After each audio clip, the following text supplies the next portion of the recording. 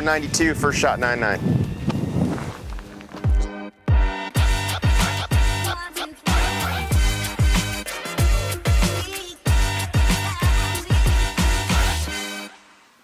YouTube, what's going on? If you're new here, my name's Roger. I own a company called QVO Tactical where we make holsters and gear and also film content for this channel.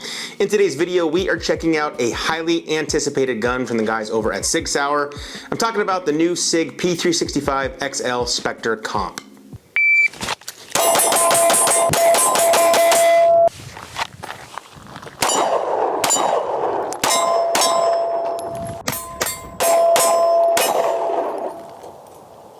Now, as always, I like to tell you guys how I go about getting these products in for review. I saw the recent release of the 365 Spectre Comp on social media, and I tried reaching out to the Sig's marketing team to possibly get one for a video. I didn't hear back from them, unfortunately, so I decided to contact our good buddies over at Ventura Munitions to see if they had any in stock. Ventura let me know that they would have them on order and that I would be able to pick one up in a couple of days, which I did. I headed down to Ventura Munitions here in Las Vegas and purchased this Spectre Comp for about $1,250, and I also grabbed a Holosun 507K for it while I was there. Big shout out to Ventura Munitions for always having the newest stuff in stock locally here in Vegas. Okay, before we move on to the range footage, let's go over the specs of the new 365 Spectre Comp. The Sig Sauer P365XL Spectre Comp is a new take on Sig's popular 365 subcompact lineup. This gun features a Sig custom work slide designed with an integrated compensator that is said to reduce muzzle rise by up to 30%. The gun comes optic ready to accept red dots like this Holosun 507K, which is directly mounted into the slide without the need for mounting plates. It also features X-Ray 3 night sights, and all Spectre Comps come with a laser stippled grip module, titanium nitride gold barrel, and X-Series flat trigger. They will ship with two 12-round magazines, a Sig Custom Works Challenge coin, and certificate. Alright, now with the specs out of the way, let's get on to the fun stuff, the range footage. John, Compton, Jade, and I headed out to one of our shooting spots here in Vegas, and like we do in every video, I recorded our first rounds through the gun, so here's that footage now. Alright guys, these will be the first rounds to the P365XL Spectre Comp. Let's see how this thing goes. Got some 124s in here. Here we go.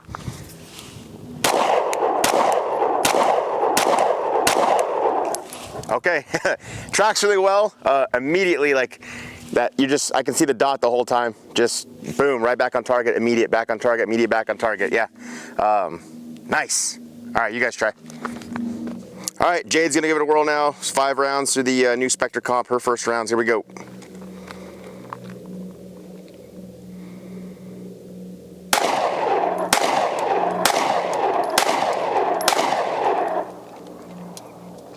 Wow. What'd you think?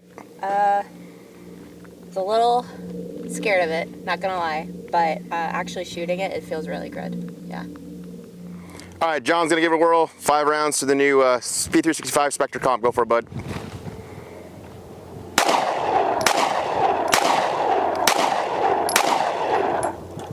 Whew. Nice. How's that dot? Stays right on. Very nice. All right, we got Compton out on the range. It's been a minute, bud. Give it a whirl, though. See what you think.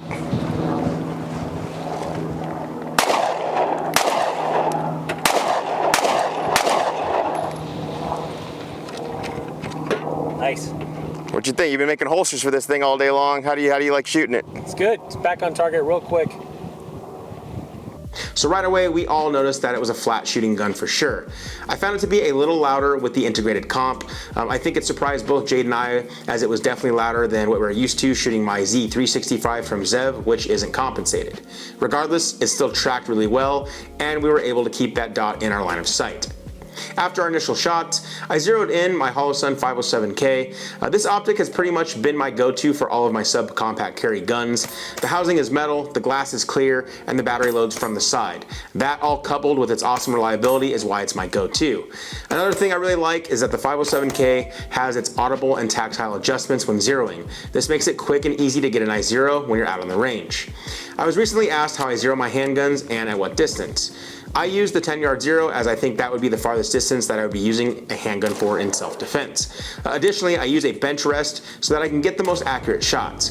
Once that group is nice and tight from the bench, I confirm those by shooting another group at a standing position at 10 yards.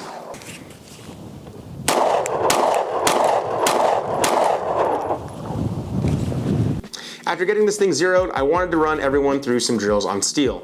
I started out with our buddy Compton and just ran him through some basic drills from concealment with 2 rounds on target. Running a carry gun from the appendix position is new for Compton, so I just wanted him to get a feel for it.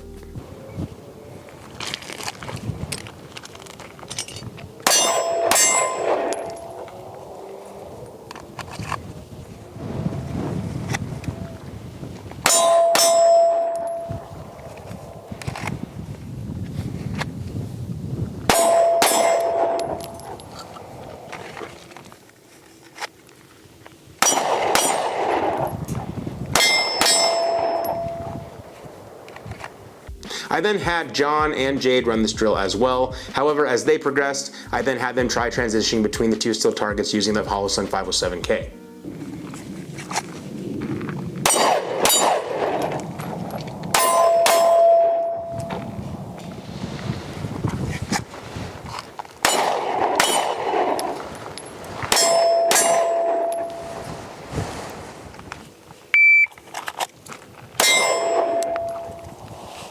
$167, nice. Wow. One more, here we go, stand by.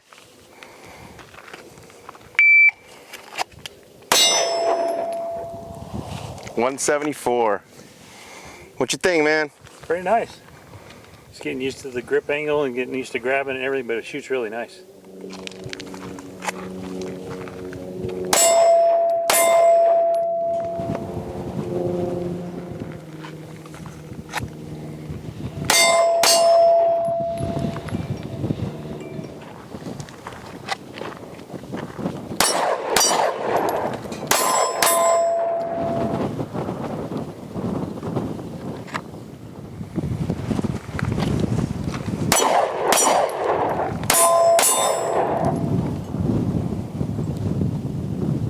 Next up, I wanted to show what the recoil looked like with 3 different grains of ammunition.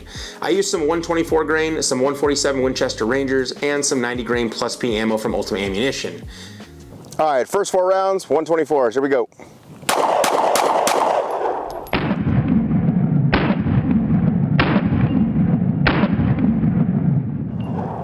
Second set of 4, 147s.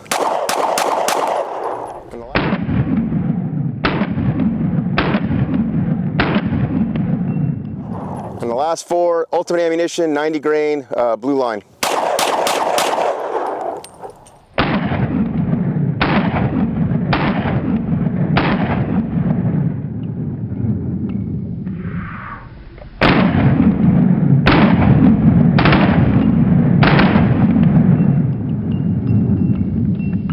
Now I know the question's already going to come up in regards to how does this Spectre Comp compete next to the other subcompact guns on the market.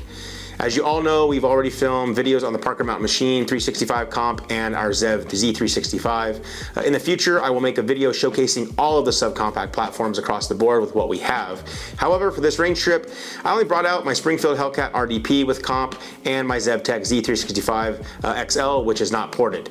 I decided to film the 3 in slow motion for you all to see the differences in recoil using some 124 grain 9mm.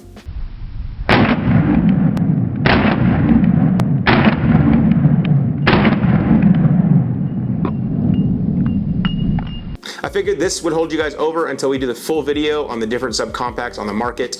I definitely have a few more that I want to get before we put out that video, so that'll be ready hopefully before the summer, guys. Now, I didn't want to just give my opinions on the differences between the Spectre Comp, the Z365, and the Hellcat RDP, so I also had Compton, John, and Jade shoot all 3 side by side to give their thoughts as well. All right, John, give it a whirl.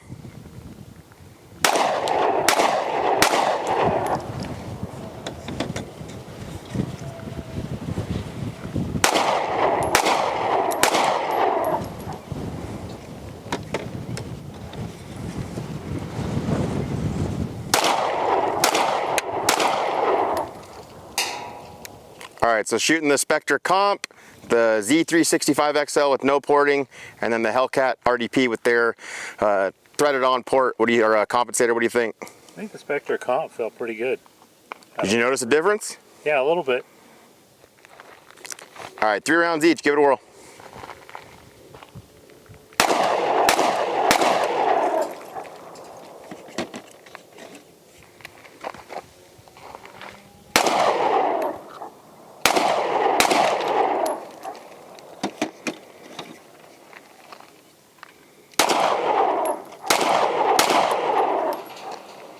I definitely noticed the difference when you grabbed the second Sig without the porting.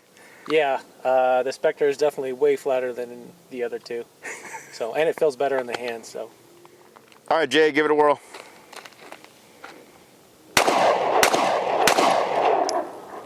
Now the Z365, no porting.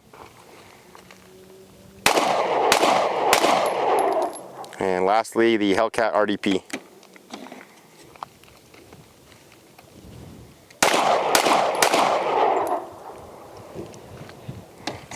Honest thoughts, what are you feeling here with all three? The first and the third one I like. The second one, yeah, I felt snappier. Felt like the dot kind of left a little bit, but I was able to track it back. But yeah, I think I'm stuck between the first and the third one. Gotcha. We all noticed a difference with the integrated porting. For those of you that subscribe to the channel, you know that is my favorite way to go in regards to compensating a gun. I would say that the Spectre and RDP are very close though. Of course, I wanted to run some build drills from Concealment for Time. You all know this is my favorite drill, so here's that footage. All right, favorite drill, here we go. Build drill, stand by.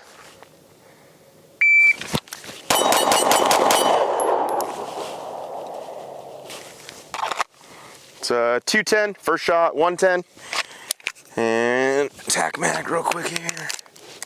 We'll go one more. Do me a favor, pan over there. You guys will see we're shooting that mini A-zone steel. It's about 6 inches wide and I think 17 inches tall. Let's do one more, here we go. Stand by.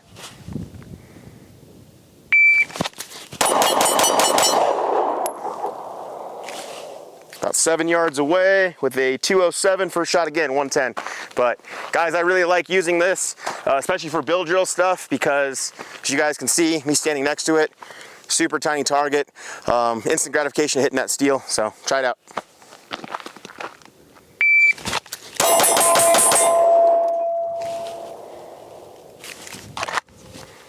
.192, first shot, 1 second flat, hey-oh.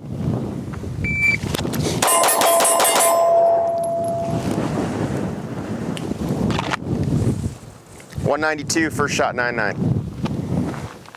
I then did some shooting on the move to see how well I could track each target with the red dot as the gun cycled. Let's just say this, no problems there at all.